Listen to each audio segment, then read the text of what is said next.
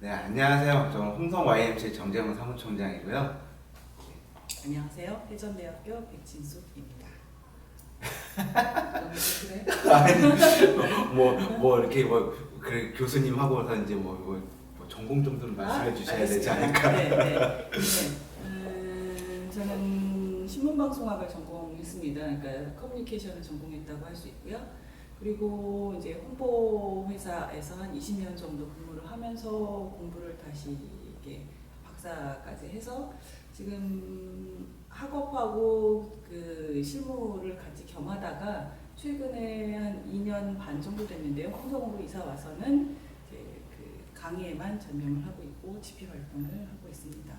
그리고 제가 좀 더 주력을 해서 시도하고 있는 일은 이제 우리가 오늘의 주제가 4차 산업혁명에 관련한 것들이긴 한데 그거에 근거해서 저는 가장 근본적인 소통, 그러니까 커뮤니케이션에 대한 문제에서 좀 집중을 하고 싶고 그래서 그것에 대한 그 강의나 아니면은 논문이나 책이나 특강 이런 것들을 고민하고 지금 해오고 있습니다.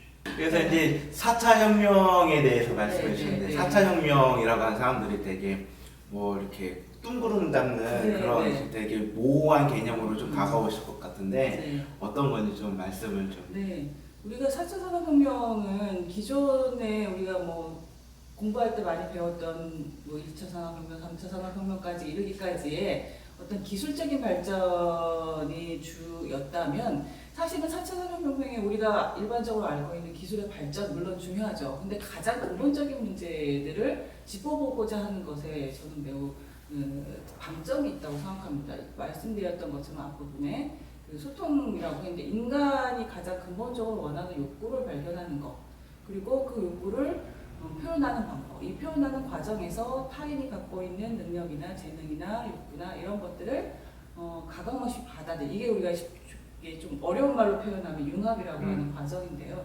가장 근본적으로 이걸 해석하는 그 내용은 해석하는 그 과정은 타인이 갖고 있는 능력을 가감없이 내 것과 같이 결합시키는 이러해서 시너지를 발견해서 소통과 그 다음에 그것으로 인한 교육과 그 다음에 산업의 발전 기타 여러 가지 사회와 정치의 발전까지도 동호하는 이런 것들이라고 생각합니다. 네, 그거를 이제 좀 요약을 네. 하자면 그러니까 세상이 계속 바뀌니까 네. 내가 대학에서 공부한 건 옛날에는 대학에서 공부한 거 평생 해먹잖아요. 네. 근데 요즘은 대학에서 공부한 건 그냥 베이스고 네. 계속 세상이 변하니까 그거에 맞춰서 자기가 계속 공부할 수 있어야 되고 네. 그거를 맞춰서 자신을 바꿔야 되는 그런 시대가 왔다. 네. 그런 개념으로 이해를 해도 될까요? 근데요, 제가 아까 자신의 욕구를 계속 발견하는 것이다라고 말씀했는데 자기가 갖고 있는 것들 발견하는 게 아니라 없는 것을 만들어내는 것이 아니라 있는 욕구, 그렇죠. 자신의 장점을 우리가 그냥 외부적으로 받았던 지식을 가지고만 그전에 썼다면 이 지식의 정도를 자기가 갖고 있는 장점과 그전에 우리가 알고 있었던 자기의 장점들을 누르는 것이 아니라 그것을 발견하는 과정부터 시작해야 한다고 하기 때문에 제가 보기에는 지금 사무총장님 얘기했던 것처럼 3차 산업혁명이 딱 끝나고 4차 산업혁명이 오는 건 아니잖아요. 네, 그렇죠. 그리고 사실은 우리가 그 미래학자들이 그렇게 얘기하는 경향도 있어요. 우리가 기술이나 이런 발전은 정말 딱 어떤 꼭지점들이 딱 마침표들이 딱 주어졌다면 4차 산업혁명은 사실은 우리가 알게 모르게 흘러가는 과정 속에서 이렇게 발전되어 가는 것이거든요. 그러니까 우리가 기존에 있던 것들을 모두 무시하고 4차 산업혁명이 올 것이다 이렇게 하는 것도 어떻게 보면 위험한 생각일 수도 있을 것 같아요. 네. 이제 저는 이제 IMF 때 이제 초등학교를 다닌 세대로서 네. 제 직장 다닐 때 IMF 가서 정말 월급 받기 쉽지 않았습니다. 네, 이제 그때 이제 기준으로 보면 농경에서 농업을 하시던 분들이 이제 산업시대에 맞춰서 일을 하셨고 그러다가 이제 나이 드셔서 이제 스마트폰을 만지셔야 되는 정보화 시대에 지냈잖아요. 그럼 저희는 이제 산업시대에서 정보화 시대를 건너서 4차 산업인 것처럼. 그러니까 그 어르신들 기준에서 갑자기 스마트폰 나오고 인공지능의 세계가 나오는 게 당황스러운 것처럼 저희들의 세대도 그런 또 다른 세대로 넘어가고 있다. 이제 그런 위기감이 있거든요. 근데 이거를 그래서 그냥 공부만 해서 이게 되는 문제냐. 그래서 열심히 학원 다니고 토익 토플 해갖고 스펙 쌓으면 이게 되냐. 그거에 대해서 이제 다른 사람들이 그 불안감 때문에 그런 식으로 공부하고 막 하면서 그거를 애써 지우려고 노력을 하는 것 같은데 그러면 우리는 정확하게 무엇을 향해서 가야 되냐 이런 게 이제 제가 예를 들어 설명을 드리면 아까 이제 농경사회에서 지금 이렇게 4차 산업혁명으로 넘어가면 그 그러니까 쉽게 말하면 농업 기술 같은 거는 사장되는 게 아니냐라고 생각할 수가 있어요. 그런데 4차 산업혁명은 사실은 데이터를 읽어내는 힘이거든요. 그렇죠. 기존의 농업을 유지하되 이것을 어떻게 인공지능, 우리가 말하는 스마트폰, 그러니까 그 데이터를 가지고 사람들한테 접근하게 할 것이냐라고 하는 고민이에요. 그러니까 쉽게 얘기하면 요즘 스마트팜 뭐 이런 거 있잖아요.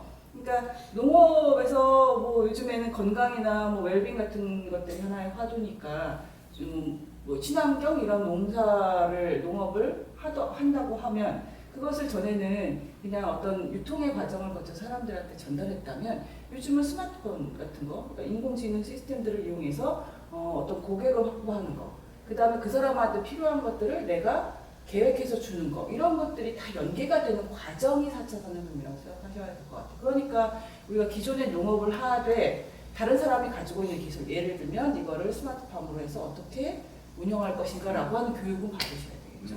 그러니까 내 것만 옳다 이런 방식이 중요하다라고 생각해서 외부에서 발전되어 가고 있는 기술을 받아들이는 것들을 내가 거부한다면 사실은 4차 산업혁명을 대하는 준비하는 과정에서는 미흡하다 이렇게 얘기할 수가 있다는 거죠. 네, 그래서 기존의 것을 어떻게 하면 연계할 것이냐 그리고 그렇죠. 그 연계하는 과정에서의 잘 연계하는 과정은 데이터를 보는, 분석하고 추적하고 그것을 활용하는 노하우다 이렇게 그렇죠. 말씀드릴 수 있습니다. 네, 네. 그래서 미리 생각해서 네. 미래는 이거다 해서 드론을 한다거나 네. 뭐 컴퓨터를 배운다거나 이런 것이 지금 필요한 게 아니라는 거죠. 저도 그렇게 생각해요. 네. 자, 그래서 우리는 뭘 공부해야 되냐? 그거에 대해서 오늘 좀 답을 들으려고 사설이 길었네요, 좀. 답을. 답이라기보다 제 그쵸. 생각은. 네. 네. 제가 이제 학교에 수업하는 과목이 이제 두 가지의 과목인데 강의가 하나는 의사소통이고요, 하나는 글쓰기예요. 그런데 제가 이제 글쓰기 수업을 예를 들면 학생들한테 질문을 첫 시간에 해요. 학생들한테 글을 잘 쓰고 싶은 사람 손 들어보세요. 그럼 다 들어요. 다 들으실 거잖아요. 그러면 잘 쓰기 위해서 어떠한 노력을 하세요? 아무도 못 들어요. 생각만 가지고는 안 된다는 거예요. 그런데 제가 이제 그래서 학생들한테 왜 글쓰기 하는 연습이 평상시에 하기 어려우냐라고 하면 막상 하고 싶긴 한데 시도하기가 힘들고 어떤 것부터 해야 하는지 모르겠다라고 해요. 그러면 제가 또 이제 재차 질문할 때 자기 자신에 대해서 한번 표현해 보세요 라고 얘기하면 50명 앉아있는 학생이 다 비슷한 대답을 해요. 저는 누구누구입니다. 이름은 다르겠지만 누구누구입니다. 언제 태어났습니다. 어떤 부모님과 집안의 가문 얘기하면서 저는 뭐 첫째입니다라고 말하는 학생은 저는 책임감이 강합니다. 둘째로 태어났다. 전 대인관계가 원만합니다. 셋째로 태어났습니다. 애교가 많습니다. 이력서나 자기소개서나 자기 표현을 다 그렇게 한단 말이에요. 이게 창의적이지 않은 거거든요. 그래서 글 쓰는 것을 제가 두 가지의 관점에서 시작을 해요. 나에 대한 표현을 한 10가지 방법으로 하는 거예요. 예를 들면 메타포로 자기 표현을 이름으로 표현하는 게 아니라 다른 어떤 것들 은유적인 표현으로 자기를 표현하는 거. 예를 들면 저는 2% 이온 음료 2%예요. 왜? 저는 항상 완벽하려고 노력하지만 2% 부족한 것 같아요. 이렇게 표현한다든가. 그 다음에 뭐 여러 가지 메타포. 그 다음에 이제 자기 이름으로 삼행시 짓기. 그 다음에 나를 사물로 표현하기. 네. 나를 인터뷰하듯이 표현하기. 나를 마인드맵으로 표현하기. 이렇게 해서 글쓰기 연습과 창의적인 표현을 하도록 제가 하거든요. 그러니까 그러한 접근, 그러한 교육이 좀 필요한 것 같아요. 왜 우리가 초등학교 들어가기 전에 엄마 아빠들한테 그렇게 질문과 대답을 엄청나게 귀찮을 정도 많이 엄마 이게 뭐야? 엄마 이건 왜 그래? 라고 했는데 대학만 들어오면 애들이 입을 닫고 수업을 할까? 천편일률적인 교육이 학교 내에서 많이 이루어졌기 때문에 그래요. 그러니까 창의적인 것들을 할 수 있는 교육이 사실은 많이 필요하니 그게 사실은 4차 산업혁명이거든요. 나에 대해서 타인과 다르게 알려면 자기 자신이 어떤 사람인지 알아요. 하다못해 송일국 씨 아들 삼둥이도 성격이 다 다른데 왜 서로 다른 엄마와 서로 다른 형제에서 태어난 그만 학생들이 다 똑같은 대답을 해요. 그래서 가장 먼저는 창의적으로 교육을 하는 것. 그 교육이라는 게 무슨 주입식 교육이 아니라 책을 읽거나 책을 읽을 자기 생각을 표현하거나 자기의 어떤 의견을 얘기할 때 자기가 생각하고 있는 것에 집중해서 얘기하는 연습, 그걸 글로 쓰는 연습. 사실은 교육의 시작은 거기 있다고 보거든요. 글쓰기 연습이라는 게 결국은 자기 자신을 표현할 수 있고 자기 그렇죠. 자신을 파악하기 위해서 글쓰기를 그렇죠. 가르치신다. 이렇게. 네, 그러니까 글쓰기 능력이라고 하는 어느 뭐 교재나 뭐 이런 검색을 해보면 자기의 의견이나 생각을 타인이 잘 이해할 수 있게 표현하는 능력이라고 얘기해요. 그런데 우리는 독후감 쓰기 그럼 줄거리 있어. 그 다음에 늘 교육하듯이 무엇을 배웠나? 이렇게 궤도적인 관점에서 하는 게 아니라 우리가 각자 자기가 생각하는 것들을 창의적으로 표현하는 방법, 알고 표현하는 방법, 타인에게 이해시키는 방법 이런 것들을 저는 교육에서 가장 첫 번째 그 의사소통이나 글쓰기에서 저는 그 부분을 매우 주력해서 하기는 해요. 네, 그리고 뭐 의사소통 같은 거 예를 들면 의사소통에서 정의하기 그러면 커뮤니케이션에 대한 정의 학생들이 하는 정의는 안 물어봐도 뻔하죠. 외국 학자가 말한 커뮤니케이션이란 이렇게 시작해. 그런 거 하지 말고 의사소통에 대해서 얘기하는 것들을 속담, 격언, 사자성어 이런 거에서 한번 생각해서 정의해보면 어떨까. 그래서 뭐 예를 들면 난 놓고 기억자도 모른다. 우리가 의사소통을 할 때 공통되는 도구나 이런 것들을 서로 갖지 않으면 내가 아무리 어떤 얘기를 해도 못 알아듣는다 이런 거죠. 제가 하나 시도한 게 있어요. 제가 이제 의도하진 않았으나 그 큰아이는 보통 엄마들이 이제 큰아이는 4살 5살부터 한글을 가르치기 시작해요. 책을 읽게 하기 위해서. 둘째는 제가 7살 학교 들어가기 전까지 완벽하게 한글을 깨우치게 하지 않았었어요. 근데 제가 이렇게 관찰을 해보니까 지금 말씀하신 문제 저도 겪은 거거든요. 한글을 너무 일찍 깨우치게 한다. 뭐 한글만 깨우치게 하면 다행이에요. 영어도 해야 되고 수학도 해야 되고. 그런데 한글을 저도 그 부분에 대해 동의하지 않아요. 너무 글을 가르친다는 것은 책을 볼 때 책에서 느낄 수 있는 감정을 그 주어진 문장에 한정시키는 사고를 하게 되더라고요. 그러니까 이 그림이나 이 내용을 보고 그걸 읽어서만 끝나는 거예요. 저는 어떤 시도를 한번 해본 적이 있냐면 이제 그 둘째 아이한테 책을 그냥 줬어요. 물론 글이 있죠. 그러면 이걸 보고 엄마한테 얘기해줘.